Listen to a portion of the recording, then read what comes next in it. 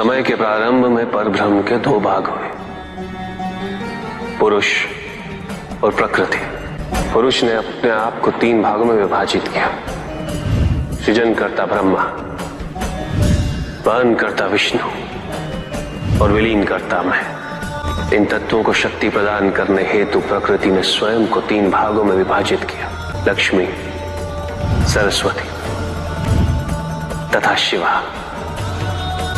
इन तीनों शक्तियों के तीन तीन रूप बने, जो तीनों प्रकार से सृजन, वहन और हरण का कार्यभार संभालते हैं। इनके ये 9 रूप ही 9 दुर्गा हैं।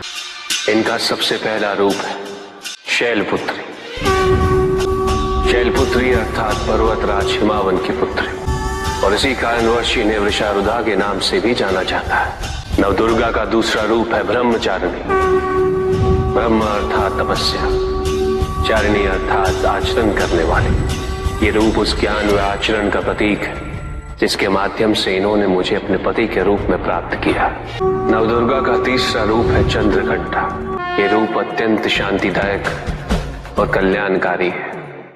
विभिन्न प्रकार के अस्त्र और शस्त्र इनकी 8 भुजाओं में सुसज्जित है। इनका तीसरा नेत्र सदैव खुला रहता है। यह नवदुर्गा का चौथा रूप। इनकी मंद मंद हंसी से संसार का जन्म संभव होता है, और इसी कारणवश इसे कुष्मांडा के नाम से जाना जाता है। अष्टभुजा, शस्त्रधारिणी, व्याघ्रवाहिनी, हिरण्यवर्णा।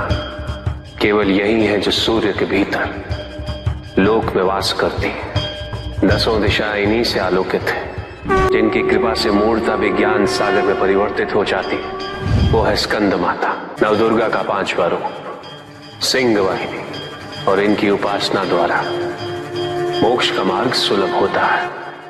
जिस रूप में इन्होंने महिषासुर का वध किया वो कात्यायनी कहलाता है।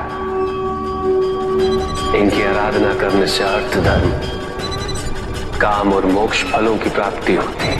रूप कालरात्रि रूप कहलाता है। एक हाथ में लोहे का कांटा और एक में खड़ग, जिनका आशीष शुभों का कर्ता और कारक है। ये अंधकार का विनाश करती हैं। इनकी आराधना करने से असुरी शक्तियां भी भयभीत हो जाती हैं। ये इनका महागौरी रूप है।